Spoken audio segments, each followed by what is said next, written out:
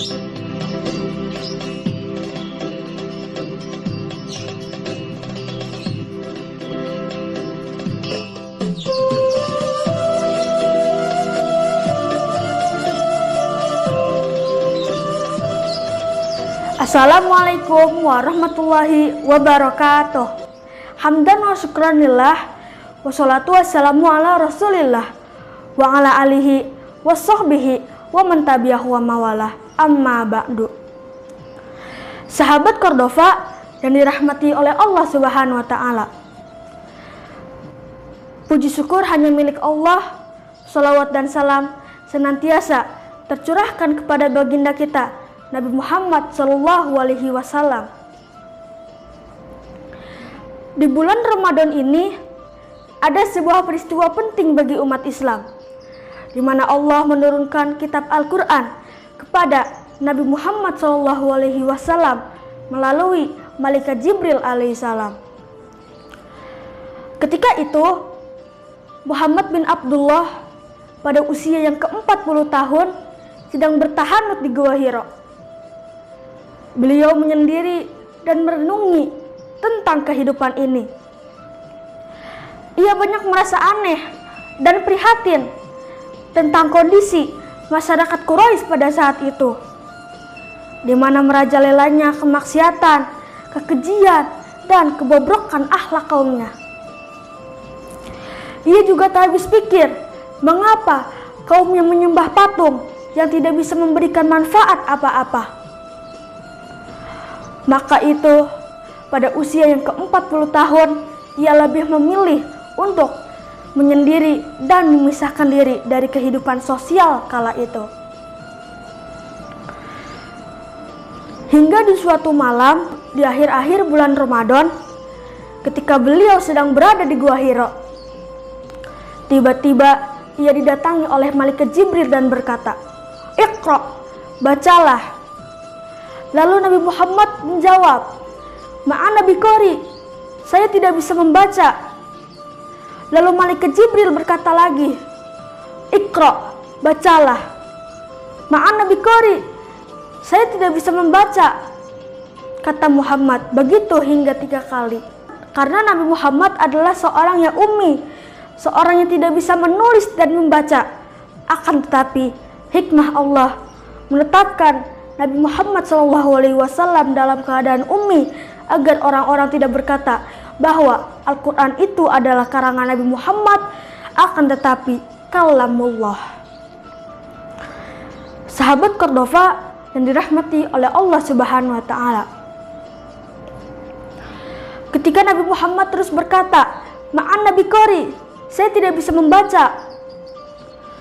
Lalu malaikat Jibril membacakan wahyu yang pertama, yaitu surat Al-Alaq ayat 1-5.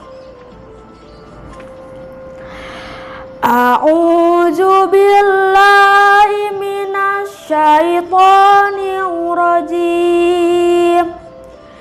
Bismillahirrahmanirrahim.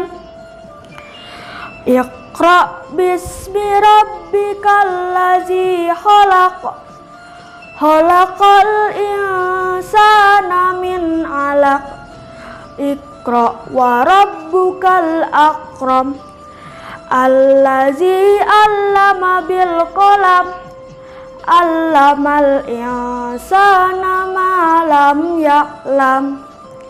Shadaqallahul azim. Sahabat Cordova yang dirahmati oleh Allah Subhanahu wa ta'ala, begitulah kisah turunnya Al-Quran, kitab suci bagi umat Islam yang Allah katakan sebagai petunjuk bagi manusia. Nah, kita sebagai seorang muslim memiliki kewajiban-kewajiban kepada Al-Quran. Yang pertama, wajib bagi kita untuk mengimaninya, mengimani bahwa Al-Quran adalah firman Allah yang diturunkan sebagai pedoman hidup bagi kita.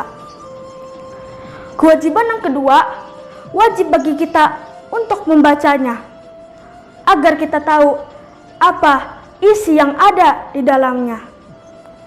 Kewajiban yang ketiga, wajib bagi kita untuk mentadaburinya, agar kita tahu apa maksud dan hikmah dari ayat-ayat yang ada di dalamnya.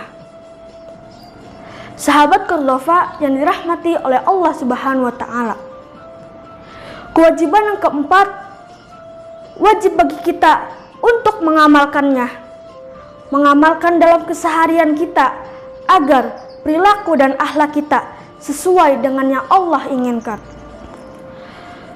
Yang terakhir adalah setelah kita mengamalkan dalam keseharian kita, maka wajib bagi kita untuk mengajarkannya. Sebagaimana Nabi sampaikan, khairukum man ta'allamal Qur'an wa 'allamah. Sebaik-baiknya kalian adalah yang mempelajari Al-Qur'an dan mengajarkannya. Sahabat Cordova yang dirahmati oleh Allah Subhanahu wa Ta'ala,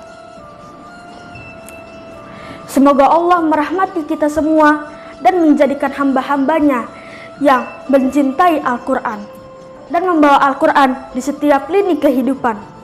Di penghujung khutbah ini, yuk kita baca doa khotamul Quran bersama-sama. Allahumma arhamna bil Quran